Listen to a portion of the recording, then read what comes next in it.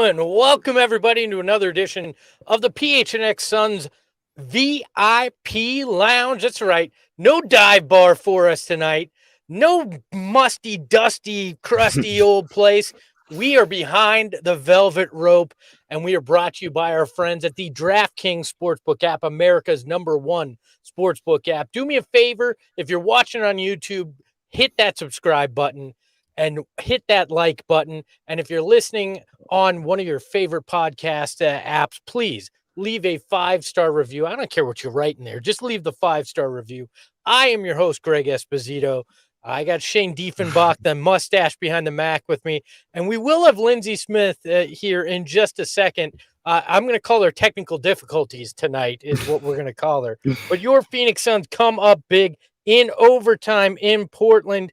They get the big win over the Trailblazers, 111-107, thanks to all praise be to the point guard and Mr. Big, Deandre Ayton.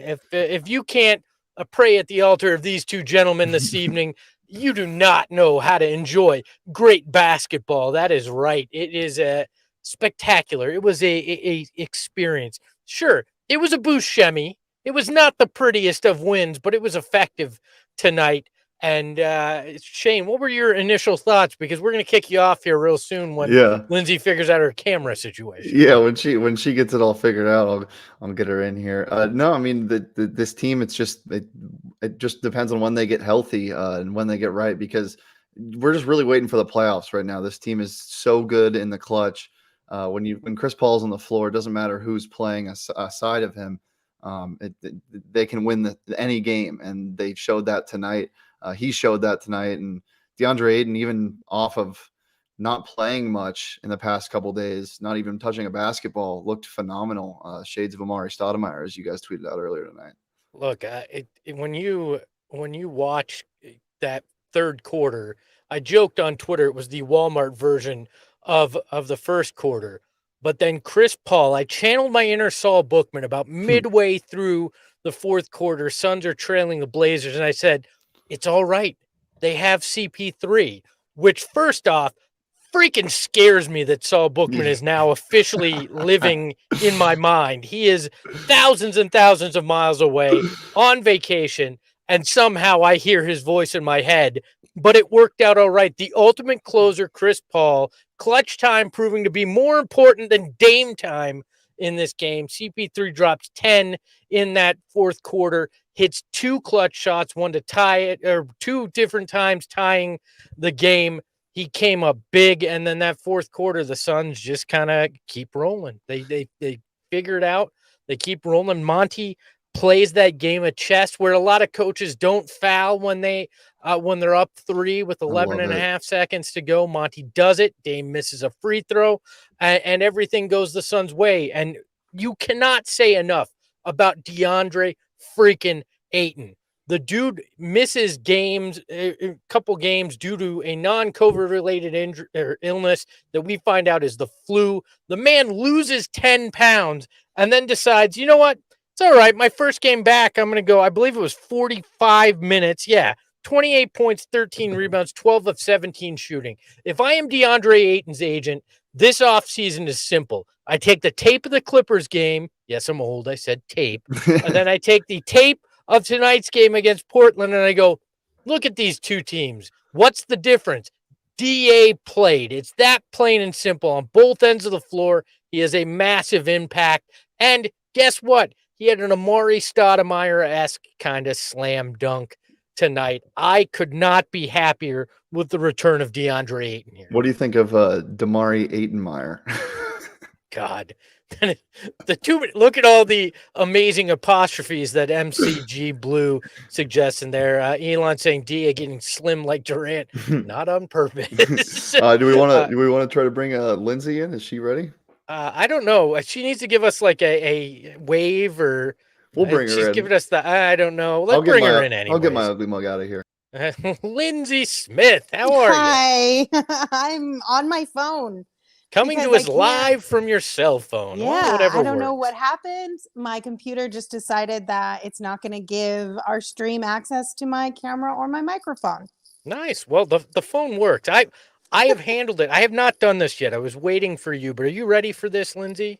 Oh, yes. Yes, I'm ready for this. Go. Do you want to take a headphone out? I know I almost No, heard you're good. yours. I'll just turn it down. The Phoenix Suns are the best team in the NBA. There, I said it. And they reminded everybody tonight, even when they're not at full strength, but they get at least one of their stars back, they are the best team in the game. Yes, that was a ride.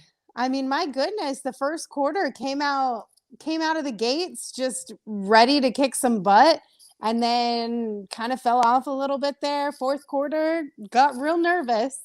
I love that you tweeted out that you needed Saul Bookman by your side, because I felt the same way. And then we got some free basketball out of this whole thing. And can't complain about free basketball, but bless Deandre Ayton's heart. He is probably exhausted. We paid for that. There is no such thing as free basketball. We paid for it with years of our life based on how difficult that was. Like that was some stressful basketball, but it was fun in the end.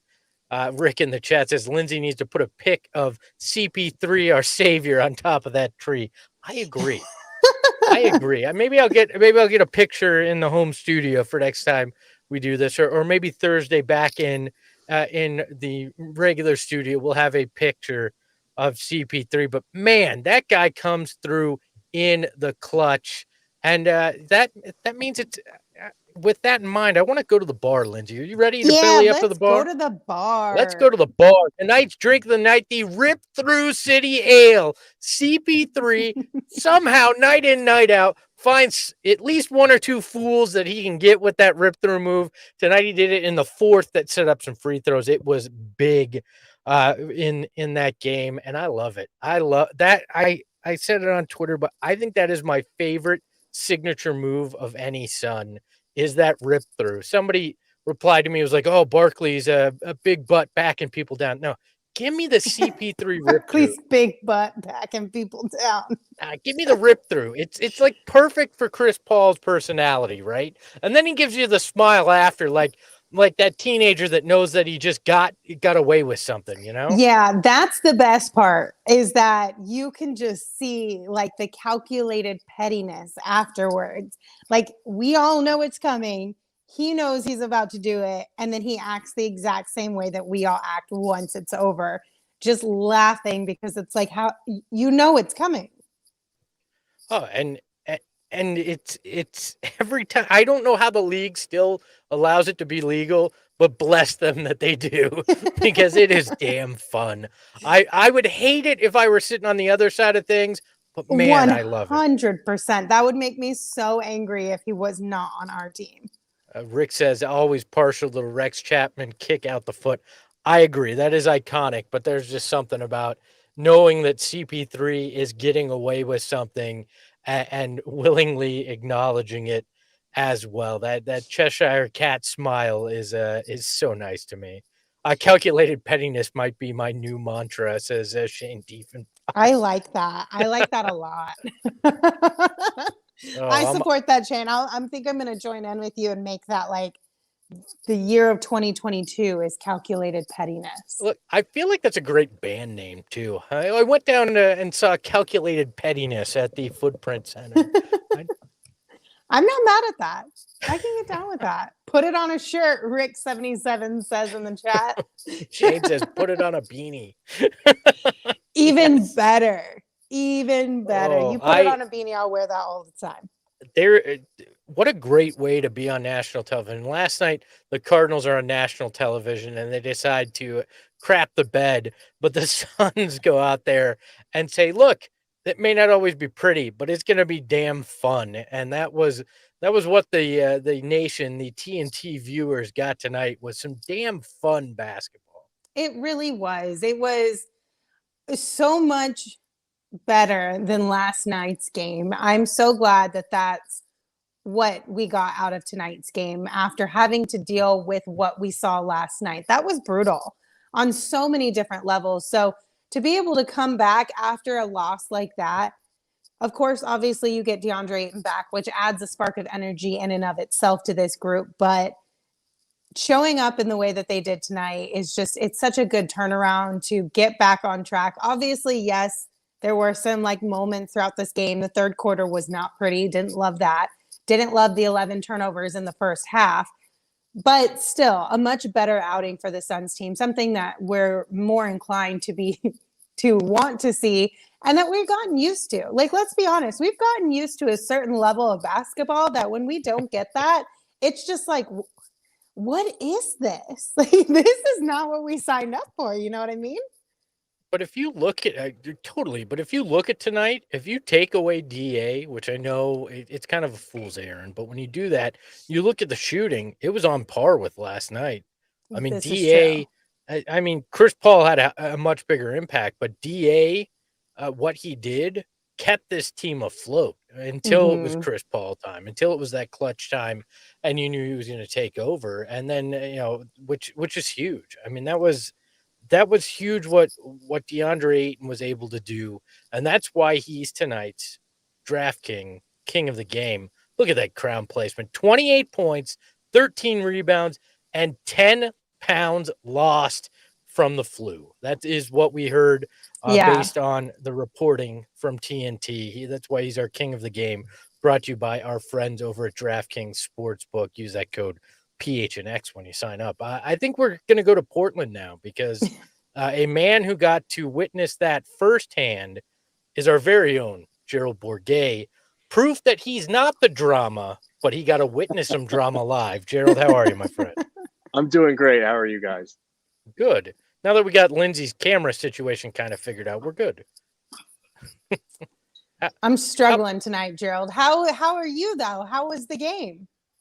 It was great. Obviously, I feel like the Suns had a couple of opportunities that they could have put this game away a little bit earlier. You saw the way that they closed the second quarter, the way that they closed the third quarter, kind of gave the Blazers some life. But again, second night of a back-to-back, that's to be expected sometimes. And I thought that their response late in that fourth quarter when they could have packed it in down, I think 6, and then again in overtime, an extra 5 minutes on already tired legs. Deandre Ayton playing 44 minutes. Like, that was a gutsy win. The Blazers are not necessarily the quality opponent that they've been in years past, but that's still a very good win against a more rested team. And you'll definitely take that on a night where Devin Booker isn't available at all. What did Monty Williams have to say after that that unique game there? I'm sure there's things that he wants to clean up, but happy to get out of there with a win. Yeah, I think in his book, he mentioned their character and their integrity to kind of grind out a win like this on the road, second night of a back-to-back, when, things weren't really going their way and shots weren't falling and the Blazers were starting to hit everything, just the way that they stuck with it, which is what we've been saying about this team for the last 2 years now. He really liked the way that Cam Johnson was letting it fly. He was only 4 of 14 overall. He was 4 of 11 from 3, but he liked that he was at least taking those shots. Of course, what he had to say about DA was, he was trying to go into this game with him on a minutes restriction. And of course, he winds up leaving him out there for like 15 straight minutes or whatever it was. Played 44 overall. Like, that poor guy's got to be tired after being sick literally yesterday. So hopefully he gets plenty of Gatorade in him on the flight home. But and he also praised Cam Payne for, especially in that fourth quarter where he hit a couple of big buckets. He didn't have a great night shooting the ball either, but he really did come through when they needed some help. And Chris Paul, can't say much more about him other than he's an awesome player. I saw that you you tweeted out that Monty had talked about Chris Paul guarding Damian Lillard there in the fourth quarter. That was something that Chris Paul shared with Monty that he wanted to do. Is that right? I didn't tweet that out, but that's right. Sorry, that was Dwayne Rankin. Okay, yeah. He said Monty on Chris Paul wanting to guard Damian Lillard in the fourth quarter. Quote, he wanted it. Yeah, I mean, I think it was one of those things where, and that's why people were asking, is Mikal Bridges okay? Because normally he takes that assignment. But Monty said, I asked Monty about it, and he said Bridges was fine. There's nothing to worry about. It's just a matter of, like, he still played 34 minutes. And when you're playing against Damian Lillard, 34 minutes is more like 50 because you are constantly running everywhere. You're constantly getting hit with screens. He wanted to give him a break. He wanted to leave Cam in there so that they would have a shooter on the backside. And he couldn't take Cam Payne off the floor because of all the attention that CP3 was getting. He wanted someone who could attack out of those double teams when Chris Paul swung the ball. So it was just a matter of riding with that particular group tonight. He did praise the way that Chris and the other guys who were switched onto him performed, especially down the stretch after Lillard had kind of gotten hot there. So Dwayne, did Monty say anything?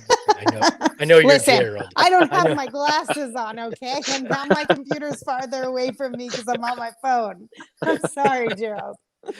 Did Monty say anything about his decision to foul with under 12 seconds left, being up 3? Did you guys talk about that at all? No, we did talk about the challenge, but not the decision to foul up 3. I think that's one of those things that's kind of just Monty's status quo for those type of situations, because we've seen him do it a good amount in the past. And I think that's the right play when you're up 3, intentionally foul there. They did foul really quick in this case. They didn't let a lot of time go off, but when a guy like Lillard catches the ball, who's capable of firing from half court, you kind of got to take care of business and make sure he doesn't get one off there. Yeah, I love that strategy. I love that Monty's one of the few coaches that goes in there and just embraces it, and it usually works out more often than it doesn't. So, yeah, absolutely, and it worked out in this case for sure. Gerald, your first road trip. What's your biggest takeaway? That I'm not the drama. This is great news, because it'd be a pity if this was my last road trip going 0-2. But no, I think it's, on a more serious note, I think what this team is trying to do without Devin Booker, without DA for the last game, you're seeing a lot of guys being thrust into roles that they might not normally be in. I think once these guys get healthy, you're going to see a less stressful Suns team than it's been lately. Because I know a lot of people are concerned about Landry Shamet's poor shooting, about campaign shot selection, about Ish Wainwright getting minutes. And these are all valid concerns in the here and now. But I think once these guys get healthy,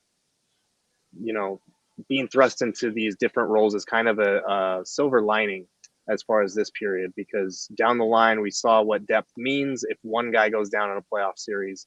So putting these guys in these situations now, when it's December and the team is coming off, that 18-game win streak, I think that's the ideal time that you want to see what guys can and can't do. Gerald, real quick, Coach JJM was wondering if Monty talked anything about that quick 2-for-1 late in that game that led to that challenge, if he spoke about that at all. No, and that's honestly my bad, because I did want to ask him about that, but there was so much that happened in the last 5 minutes. We lost track of that one, but we'll probably ask him about it maybe at shoot around, or the next time we see him. I don't think the Suns will practice. They won't practice tomorrow off the back-to-back, but that was a questionable play. I think they were drawing it up to get Chris Paul a look, and I think he had it so locked in his head that he was going to take it no matter what, that even though it was a bad shot, he was already committed to it. Kind of uncharacteristic from him. The Suns got to break their dependency on those 2-for-1 situations, because a lot of times they just wind up taking a bad shot just for the sake of getting a 2-for-1 off. All right. Do they still have the free beer in the Portland media room after the game? I did not see any. I'm sorry to report. So go demand it. Say, I've heard from a source that there They- used to be beer here. There, After. last time I was there was beer. So make a trip back through the media room on your way All right. out. I'll have to And check. find the bathroom in faster than 20 minutes, and we'll be good. The chat wanted you to know that as well. They want to make sure you did. I did find the bathroom. It only took me 30 seconds to find it this time. I'm learning on this road trip, you guys. I'm growing. Congratulations. Awesome. Safe travels home, Gerald. We look forward to talking to you, and glad that you are not the drama. Thank you, guys. I'll see you soon. Oh, They better have Gerald. that beer. I'm going to be so mad if we sent her to Portland and they don't have the beer anymore. Every time I went, they had the beer, but it wasn't like a whole big thing. I think they just kind of brought out like a bucket, like the Gatorade buckets, Oh, and that's there all was they beer had when inside we were it. there? They wheeled out a think keg so. with the handle when I was there. They had an attendant. I don't know if they Oh. heard I was in town and they did it, but it was fancy. There's an attendant that would pour you it, and Maybe it hand you the- was that. I don't know. It's all about the keg. You got to get the good stuff, right? Yeah, I mean, if you're gonna roll out some beer at the end of the game, you may as well go big, or just don't do it at all. Yeah, or bring Voodoo Donuts. Another fun stop if you're Mm. ever in Portland. Yeah, It's cliche, but it's still good. So it is. It's like one of those things you got to do at least once. You know what I mean? yes. Did you? Sundress Dunk says cake stand videos, or it didn't happen. I don't have those. I It didn't apologize. happen. It didn't happen. I'm lying through my teeth to you. It didn't all. happen. It did Then. not happen. And what was a turning point for Code JJM says, I can't imagine drunk Lindsay. I'll let you know if we ever meet her. So, It's been a minute. what was your turning point tonight in this game? I mean, for me, there was a couple, but I was wondering what yours was since we didn't get your take off the top here. Turning point as in like when I knew we would come away with a win, or Just most important moment of the game. okay. What were you feeling? I mean, now that I've had some time to think about it and we've chatted a little bit, I think one of the things that I really liked about this game was how Monty left Cam Johnson in the game, late in the game. Because he talked about, Gerald wrote a really great article on gophnx.com today about how in this weird time of figuring things out with injured players and guys in and out of the rotation, that building up other players who are going to be seeing more minutes is going to pay off in the long run. Monty Williams is playing the long game with this one. He's boosting up their confidence now. He's making sure that even when it's not a situation like this, even in practices, he's letting them know that he believes in them. He believes in their abilities and he thinks that they can bring more to the table sometimes than even the players might think they can bring themselves.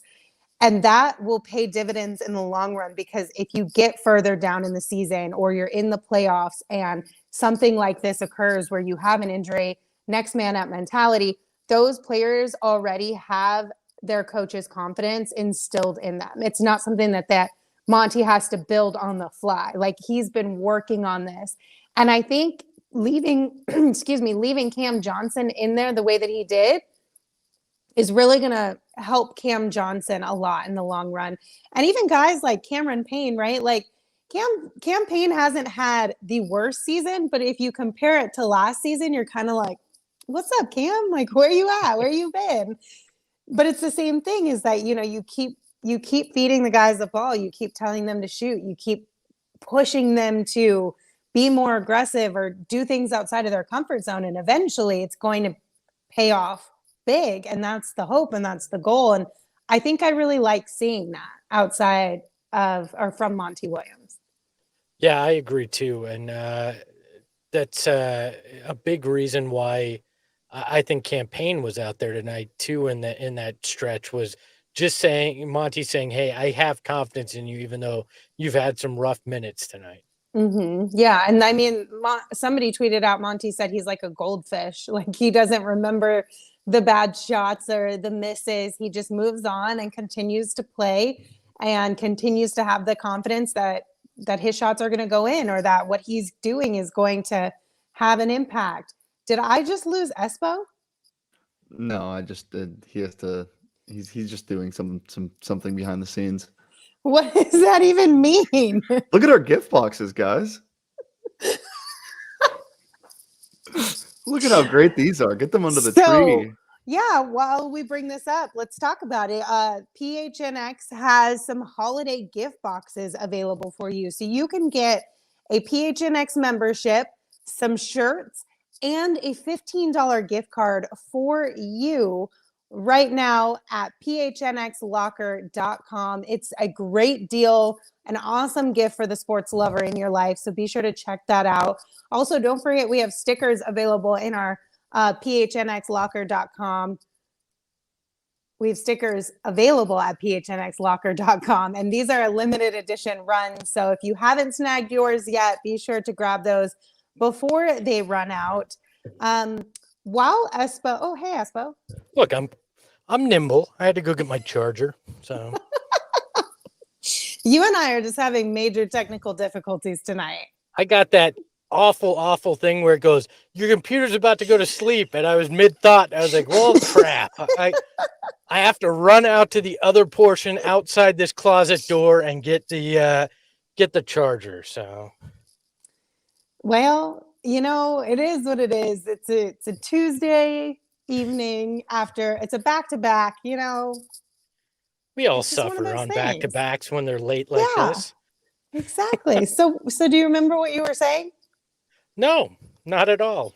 We were talking about leaving Cam Payne out there, Cam Johnson, and just Monty's belief in these guys and boosting up their confidence. Yeah, I mean, but that's has been key with Monty. I mean, that's the reason why Cam Payne's even on this team, is because Monty trusted him from his days in OKC and showed him that belief, and it paid off in spades. And you know, some coaches would go away from their guys when they struggle, would shy away from playing them. Monty likes to give them the confidence boost that I'm here for you in the highs and I'm here for you in the lows. Mm-hmm. And you know, a guy that is one of the lows, which Tim in the chat says, you know, so what's up with Landry Shamet? I mean, that's one that's a guy that's in one of those lows right now. Mm-hmm. And Monty's trying to let him play through it. And, you know, shooters, as they say, are going to shoot. I mean, Eddie Johnson loves to say that all the time. And Landry eventually will snap out of it. But Monty likes to show that belief. And that was what he was doing with Cam Johnson and Cam Payne. Also, the other part is they have so few options right now, too, with the injuries. But Monty's approach has always been one that fascinates me, just from a leadership perspective.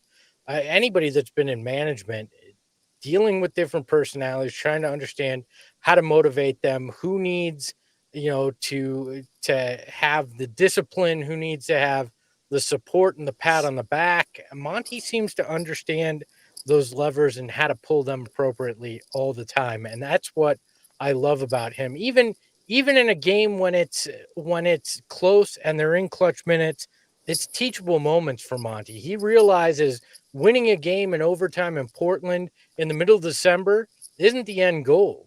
It's having these guys ready mentally and physically when it comes to playoff time. And what he did with Cam, both Cams tonight in late in the fourth and in overtime, is gonna pay off later on, because they know they can be out there in those situations, that the moment isn't too big for them, and that Monty trusts them to be there in that time as well. Mm-hmm, absolutely. All right, real quick, can we go back to the fact that Deandre Ayton lost 10 pounds in the last 6 days or whatever from this flu that he had? Because we briefly mentioned that, and then Gerald popped on, and I feel like that deserves more attention. So then he plays 44 minutes after losing, or 45 minutes after losing those 10 pounds. I mean, it's nuts. So Jared Greenberg on the TNT broadcast said he talked with DeAndre earlier today prior to the game, and DA told him he straight up lost 10 pounds from having the flu these past few days. Have you ever had a flu that had you lose 10 pounds? Uh, no, but I might want to go hang out with Jalen Smith when they get back to try to catch it. I I know, mean, right? Like six really bad days, 10 pounds down. Like seems like a good trade-off. I don't yeah. know. Although I'm a little worried because if Jalen Smith loses 10 pounds, he may disappear. So That too, right? he's already skinny. But I mean, it's probably water weight. It's probably dehydration. Yeah. So I'm sure they had him on IVs and stuff. But it is crazy Still. just how sick he had to have been to lose 10 pounds, even in just water weight. That's a lot. And to come out and be able to play as well as he did Hmm. is unbelievable. Just considering that, I mean, I'm sure he's going to be exhausted the next 2 days Yeah. and need a lot of recovery to be able to come back and have a good game on Thursday. It would not shock me if he doesn't have a fantastic game just because of how hard he went after being so sick. Yeah, for sure. I had to bring that up a little bit more because I literally messaged you guys in the group chat. I was like, 10 pounds, like that's impressive. Like, yes, water weight, I get it. Athletes probably carry around a lot more water weight than the average person, but still. So Uh, sa so says Jay says, "I'm one stomach flu away from my weight goal." that's Oh, hilarious. yeah. All right. So one thing that I did want to talk about is Devin Booker because we actually got a first update about Devin and a time frame and kind of what's been going on with him. Also from Jared Greenberg on the TNT broadcast. So he said he spoke with Devin prior to the game, and Devin told him that a potential target return date could be the Lakers game next Tuesday on the 21st. Now, I think we actually talked about this the week that Devin went down, that I was pretty confident that he would be back the 21st because I don't think Devin would miss the Christmas Day No, game. not a Like that's chance. something that I feel like is huge for him. Correct me if I'm wrong. This is his first Christmas Day game, right? Yeah, it's first Christmas Day game that he'll play in.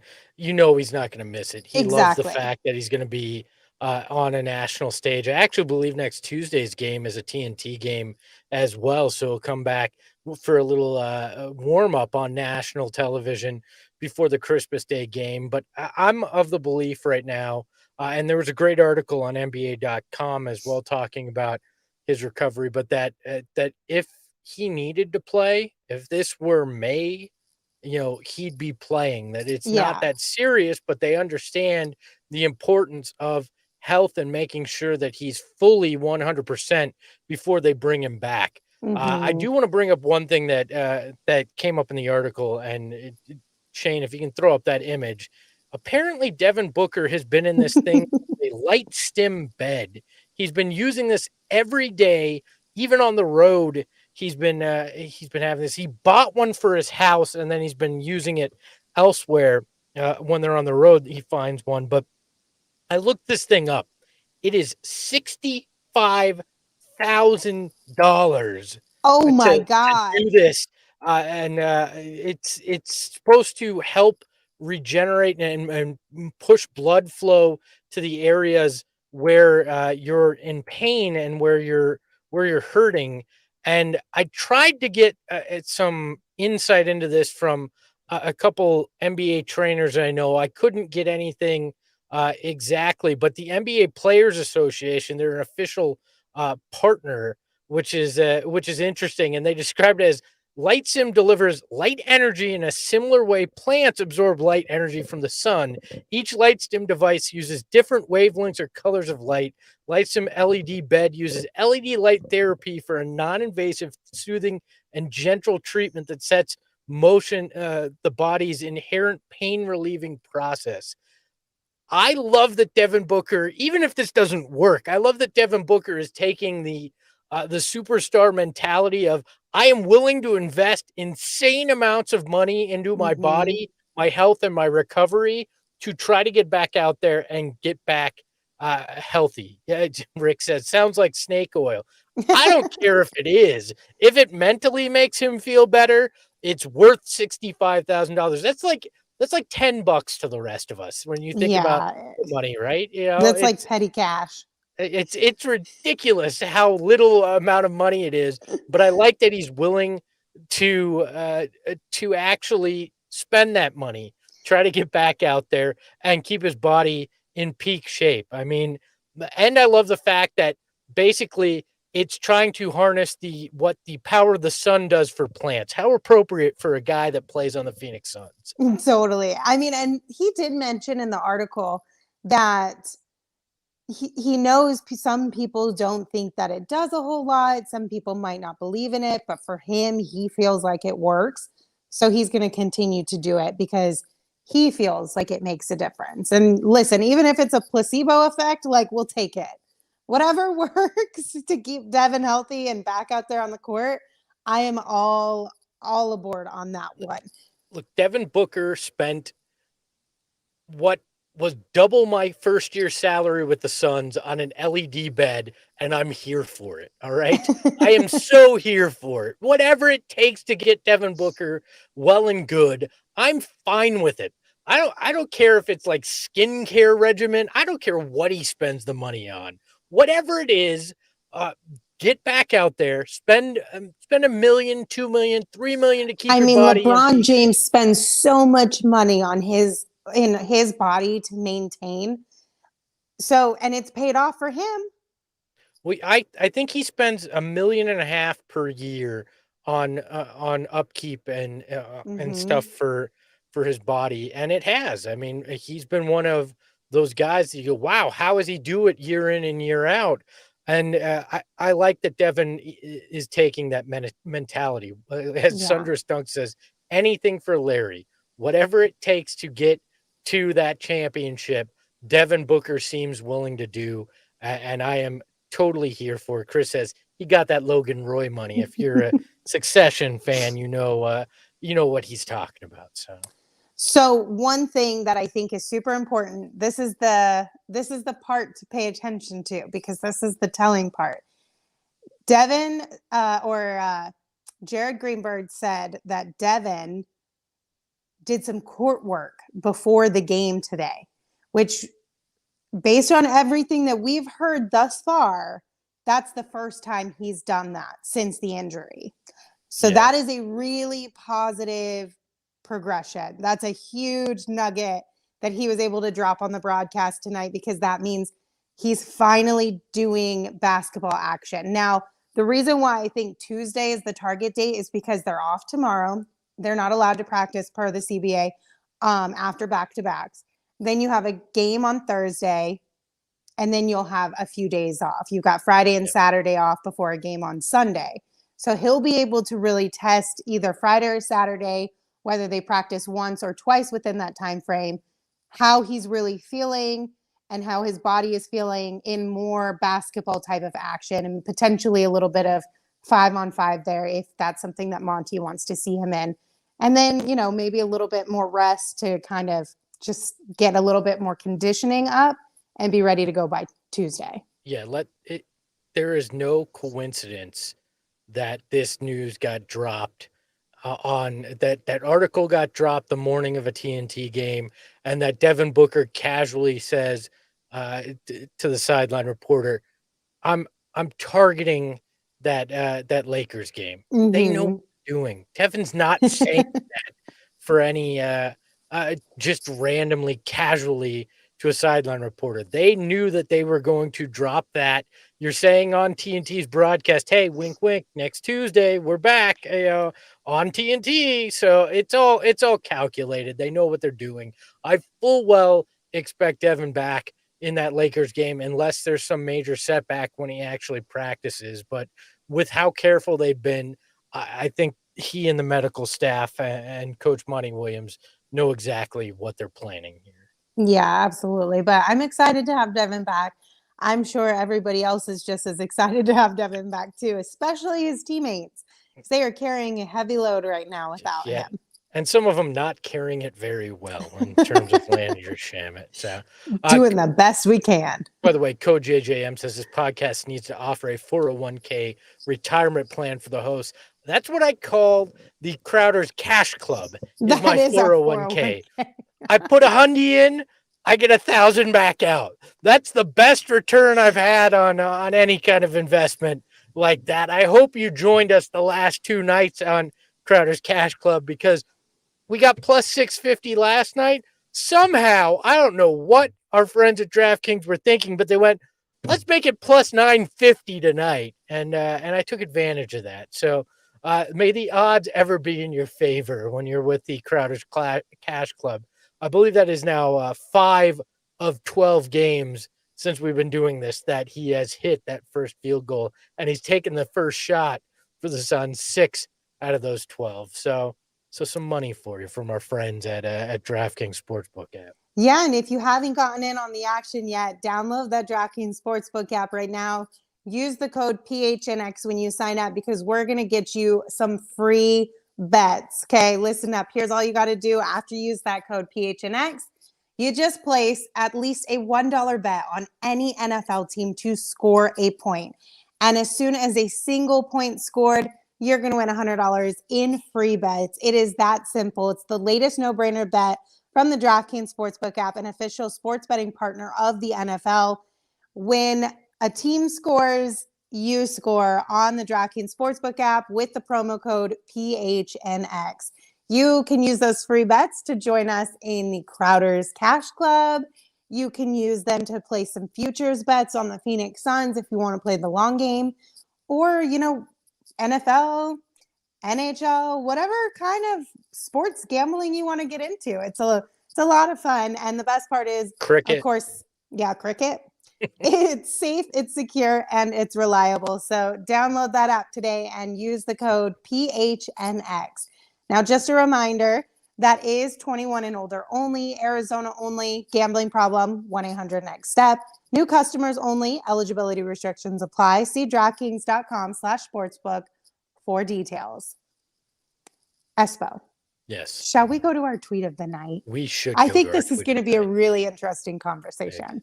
Drum roll, please. The tweet of the night. Do you need me to read it, Lindsay? No, I got you. Your computer's like 40 miles away from you right now. I got you. The tweet of the night came from Tony B, and they asked, is a Suns game a good place for a first date?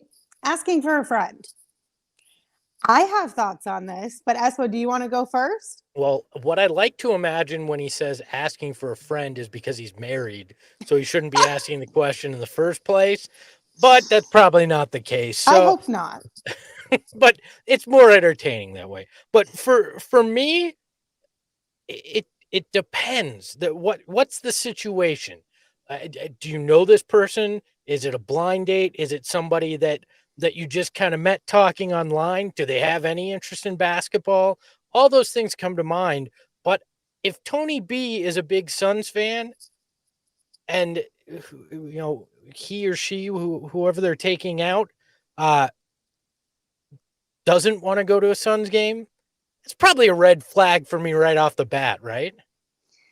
I feel a couple different ways about this. So first and foremost, a first date, regardless of how long you've been talking, is a hard no for me, because having a first date. Yeah, a first date at a Suns game is a hard no, regardless of how long you guys have been talking, like via the phone or internet or whatever, because it is way too long of a commitment and way too expensive for just figuring it out, right? Like if you decide you show up and all of a sudden you're just like, you're not acting the same as you were on a couple of our chats or whatever, you can't just dip out. You're stuck there for 4 hours unless you want to waste all the money that was spent on these tickets to go to this game. And then I feel like that's just a lot of money to spend on a first date anyway. I guess depending on where you're sitting and which game you're going to. If you're part of Crowder's Cash Club, it doesn't cost much at all. But that's true.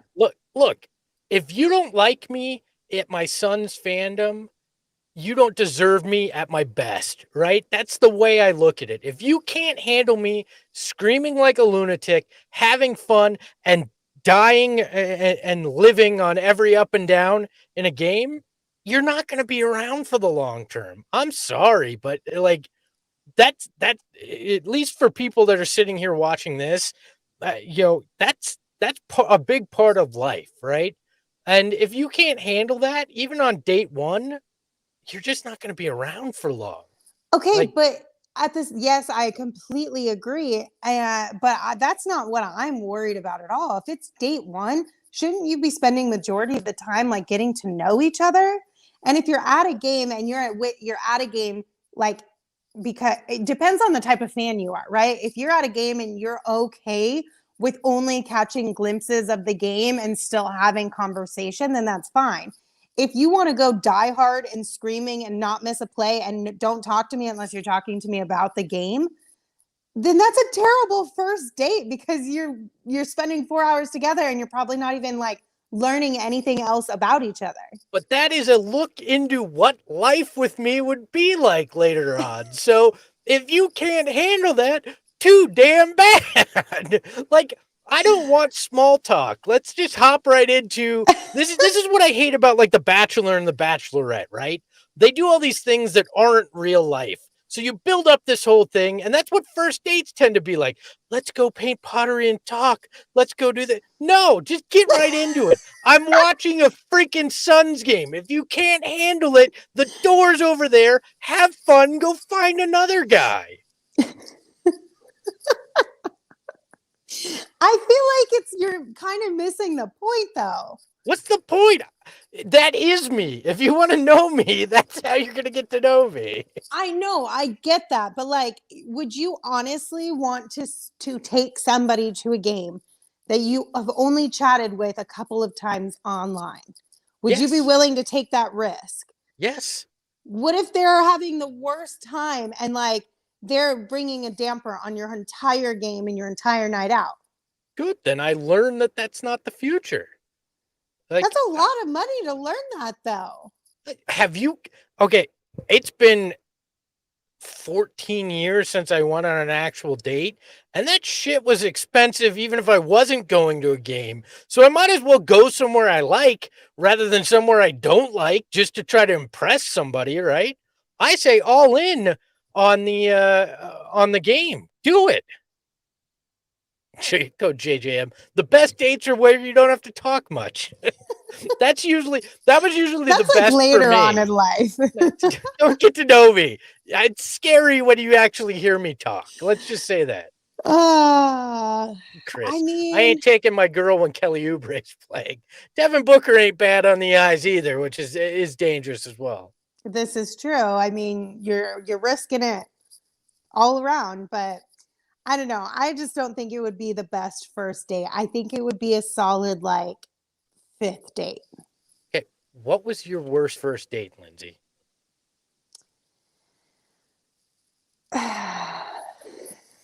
You go first.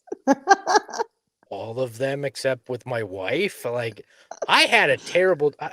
I shot like Landry Shamet did tonight when it came to dating. It was just not good. I'm not good with small talk.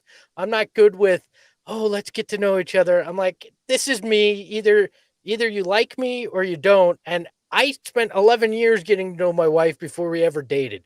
That's the way I date. It's much easier that way. So That I feel like you took the easy road out there. But I forgive Easy? you for it because I understand. Easy?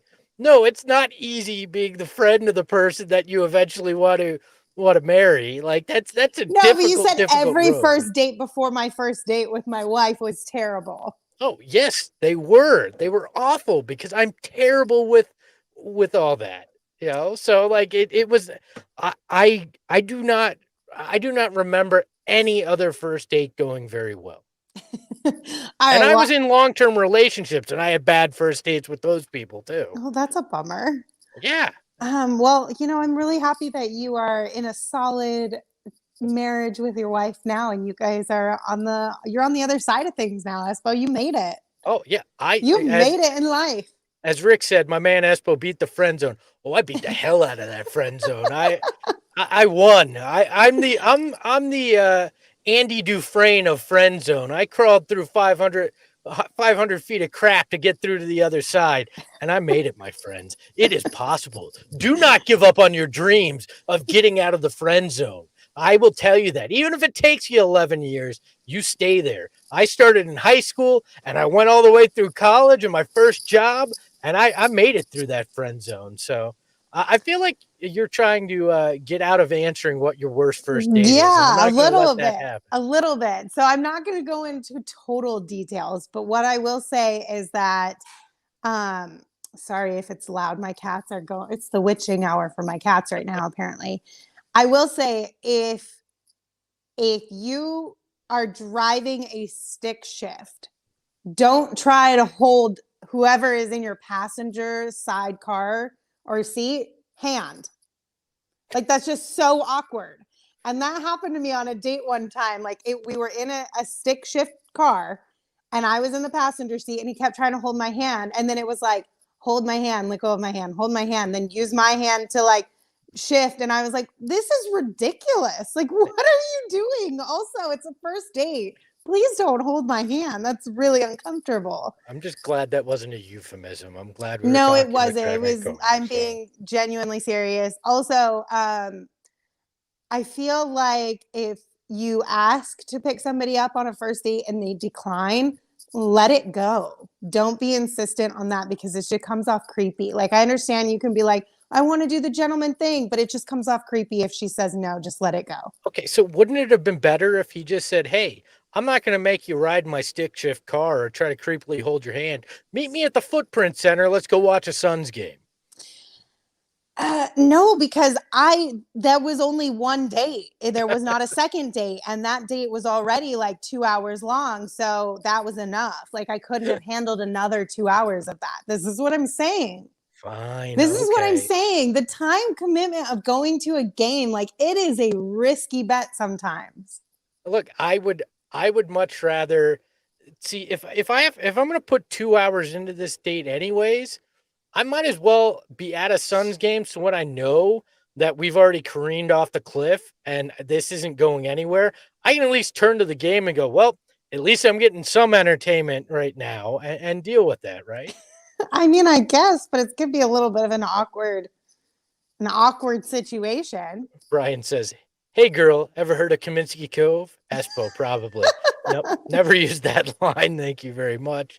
I also like that Rick in the chat says, Lindsay went on a date with Dom Toretto. Yes, she did. Fast and the Furious reference. You're always going to get on the show if you make a Fast and the Furious reference. And Code JJM says, Lindsay, get the rollers ready. Cats get their fur everywhere. Because apparently it is an actual cat lady confirmation since I pointed out my cats in the house. We already knew you had cats. I know. This is not a surprise, you guys. Not at all. Yeah. Anyway, so I thought that was a fun conversation to have. I don't know. I feel like it's mixed reviews for sure. All I know is if you take them to a Suns game for a first date, I hope things go really well for you.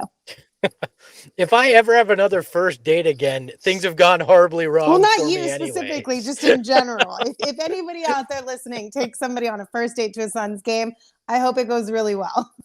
I encourage it. I encourage you to let us know. I encourage you to get on the kiss cam on that first date. Oh my God. Bryce in the chat. Espo got the Chris Paul rip through in the dating game in the past. Yes.